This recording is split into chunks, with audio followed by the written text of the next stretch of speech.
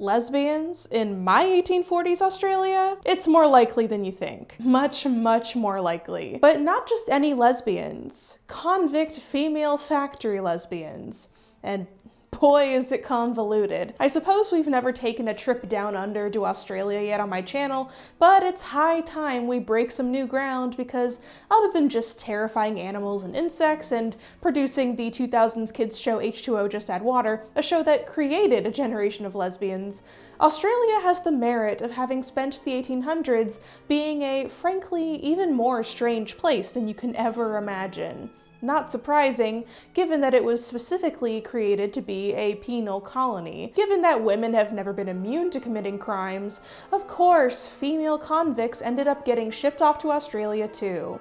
And it was there, in the newly developed female factories of Van Diemen's Land, now known as Tasmania, that these female convicts not only developed a unique insular culture, but also a culture that began to become dominated by cross-dressing lesbian mobs, as the frantic local and international newspapers breathlessly reported. So, what the hell is going on here? Come learn with me. And note for my Australian friends, you can release that breath you're holding.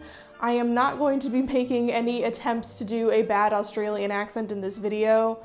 You've been spared for now. So first, a word from today's sponsor, Paired. Just because Valentine's Day has passed doesn't mean that you and your partner need to ignore the potential romance of daily life. There are a million ways you can incorporate cute relationship building activities into your everyday, and one of my favorites right now is the Paired app, which is a relationship care app that helps you and your partner strengthen your bond and get to know each other better than ever by answering fun quizzes and questions, things that any couple at any stage can benefit from, not just people going through rough waters. Backed by expert advice and research, the Paired app prompts you and your partner with all sorts of topics, some that maybe wouldn't otherwise come up, to build stronger communication and understanding so you can uncover deeper aspects of each other and grow together organically. Nothing serious. Unless you want it to be. My girlfriend and I have been really enjoying talking through the fun questions and exercises that the app throws our way, plus it has a relationship timeline feature to help y'all keep track of important moments, as well as adding memories and photos. Super helpful for remembering significant dates and never having to worry about accidentally forgetting an anniversary again. Well, I don't have that problem because our anniversary is the first day of Pride Month, but you might have a more random date. A reminder never hurts. There's nothing unromantic about actively keeping on top of your relationship, and the Paired app is the perfect companion to guide you and your beloved to even more lasting memories. Click my link in the description below to get a 7-day free trial and 25% off Paired Premium so you can maintain and deepen your connection with your partner. Thank you so much to Paired for sponsoring this video, and now let's get back to learning about the lesbian flash mobs of Australia. Alright, let's back up for a minute because the phrase female factories is already a little bit confusing on its own. So, for context, before the US colonies won independence in 1775, most felons from the UK were actually shipped over here. There's a reason they were exporting criminals. Theoretically, it hits two birds with one stone, or rather, two crimes with one prisoner. You get to purge the motherland of undesirable characters and get them to perform free, forced, difficult labor establishing the colony in overseas invaded lands. Colonization was no pretty task after all. Might as well make someone else do the hard work and possibly die so that the rich can reap the benefits later. Not even to mention the violence committed to the indigenous populations.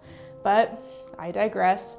In 1783, the United States was officially a sovereign nation with the signing of the Treaty of Paris, and within only 5 years, the British set their sights on a new venture: Australia. In Tasmania, then known as Van Diemen's Land, it was the central destination for imported convicts, and between 1803 and 1853, almost 80,000 people or more were shipped there, along with a number of military officials and voluntary settlers. About a fourth of these convicts were women, and this is where some pretty complicated issues start to crop up. Female convicts had a twofold problem on their hands. Not only had they committed some sort of criminal offense, which often was not even that serious, but they also had committed an even worse crime: failing the extremely narrow and strict ideals of Victorian femininity. Even in the colonies, the demands of 19th century womanhood prevailed. You must be gentle, Christian, family-oriented, an angelic mother, beautiful. Becoming a convict for one reason or another dragged you immediately out of womanhood's traditional bounds. You had to be fixed. What's more, this idea of fixing broken women was directly entwined with the idea of using violent colonization of Australia to civilize these wild indigenous lands. The female convicts there were expected to serve as examples of prime imperial domesticity and the power of the colonizer to fix what is broken, especially in a sexual and moral sense. And because women were expected to serve as moral examples in a more extreme way than men, female convicts were viewed as, quote, the embodiment of disease, representing anarchy and social disintegration, to be both feared and controlled, according to Reverend Samuel Marsden, who oversaw many of these convicts. All of this came at a time when the constraints of womanhood itself was in flux, as the ideals of Georgian and Regency Britain faded into the Victorian era, a transition that brought about a great deal of public discourse about womanhood itself and abnormal sexuality, which was often more widely explored in the underclasses, the very people who most commonly found themselves on a ship to Australia. Women arriving in Tasmania as convicts were put through an assignment system where they would essentially be conscripted to indentured servitude for non-convict settlers, like as maids, housekeepers, or farm laborers. The system then evolved to become more and more convoluted, however, and this is where the female factories come in. Following 1829, new female convicts were immediately brought to a place near Hobart Town called Cascades Female Factory, where they would be assigned to a correctional house. These houses, which were known as female factories, I know, confusing already, tried to break down women by forcing hard labor in service of the colony, usually as laundresses or other such things. Still women's work. In the factories, there were three classes, the crime class being the lowest, which had the worst standards of living and the worst food.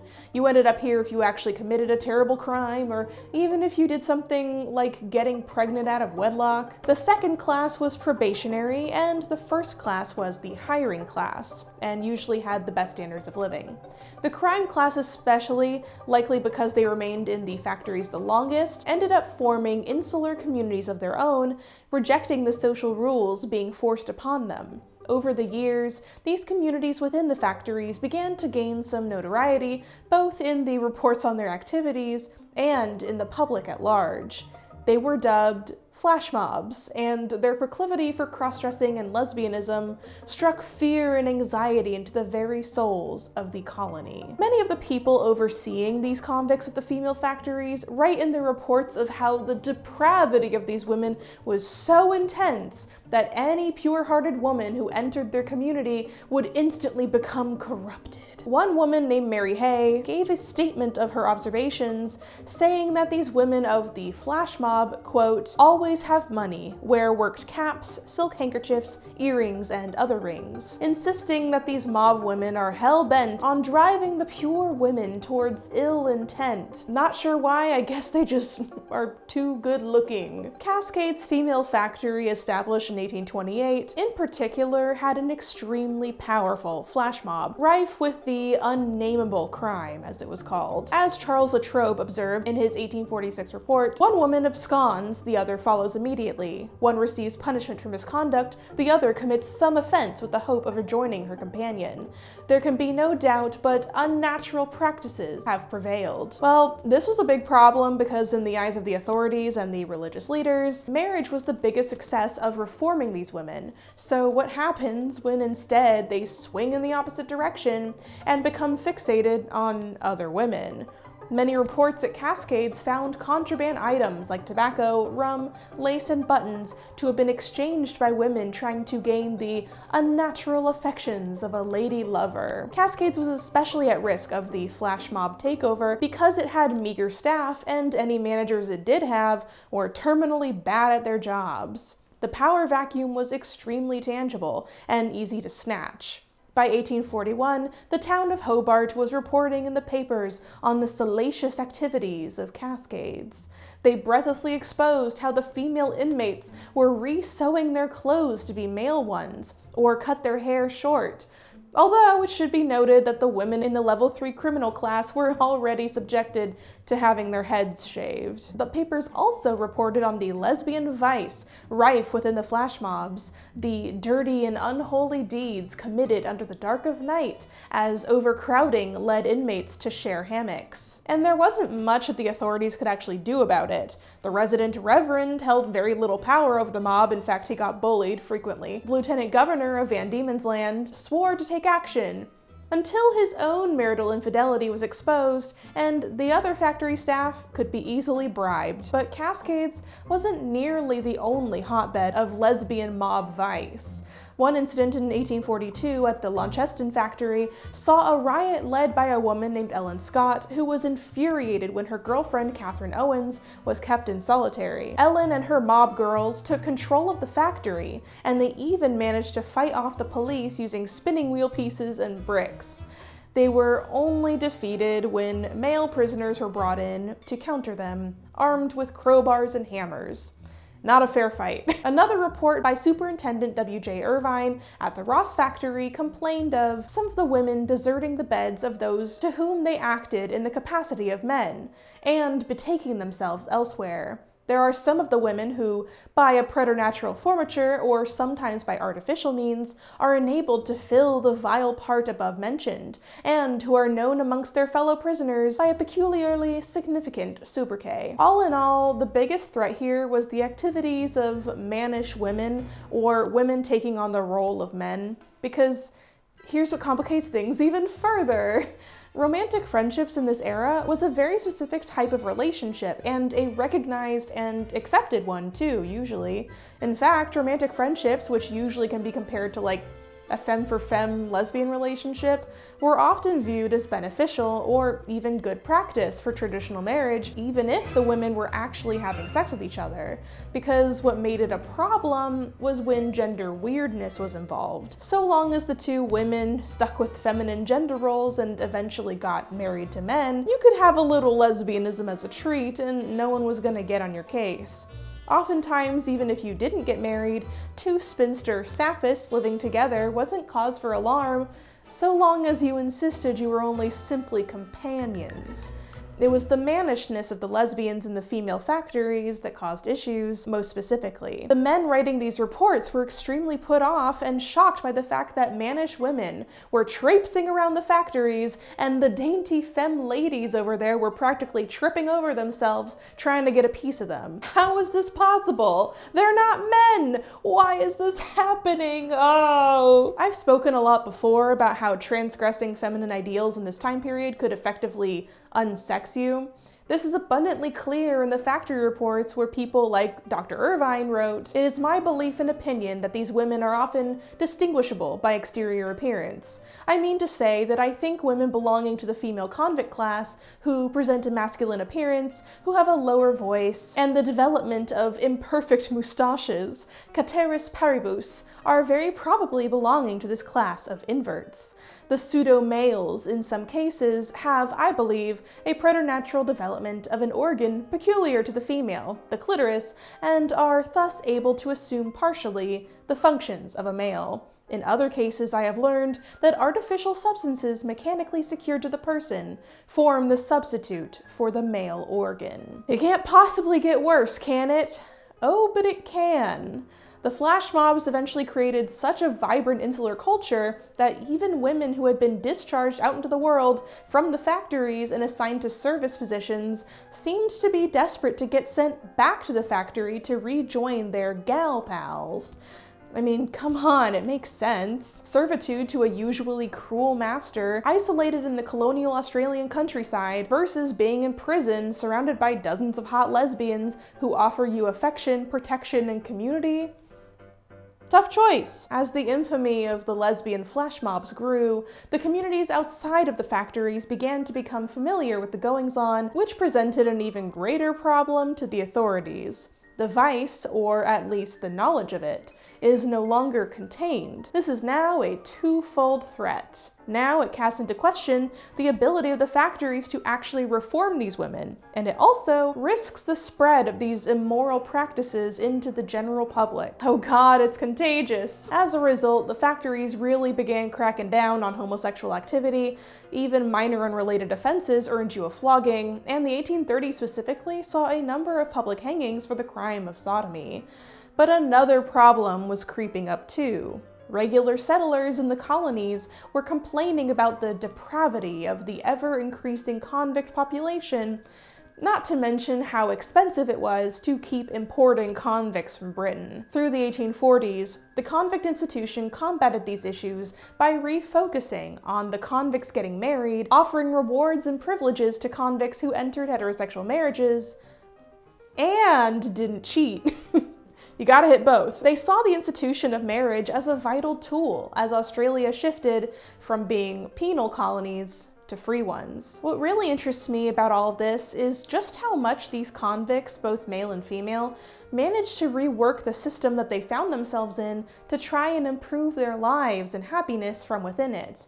It's, of course, still a very multifaceted matter. An unwilling tool of colonialism is still a tool of colonialism, and most of these people were simply not interested in the plight of the indigenous population, or the fact that they had no business colonizing in the first place.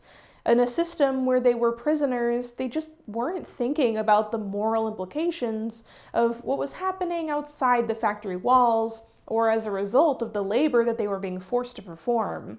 They just knew that they were being forced to perform it. There are many, many facets to this particular issue. The convict era officially ended in 1868, and the female factories were closed.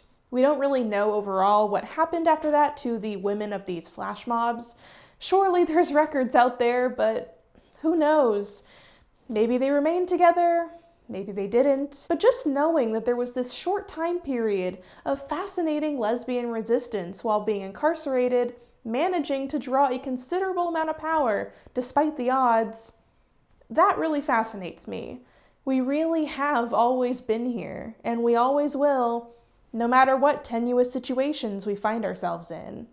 The perseverance of the queer community is one of history's few constants. Thank you for learning with me about the lesbian mobs of 19th century Australia. I hope you enjoyed seeing just how long and complex queer history is, and just how unique these insular communities became. Speaking of lesbians in prison, be sure to grab a copy of my graphic novel, Liberated, The Radical Art and Life of Claude Cahun, and until next time, wash thy hands, wear thy mask, and pay your respects to your local pseudo-males.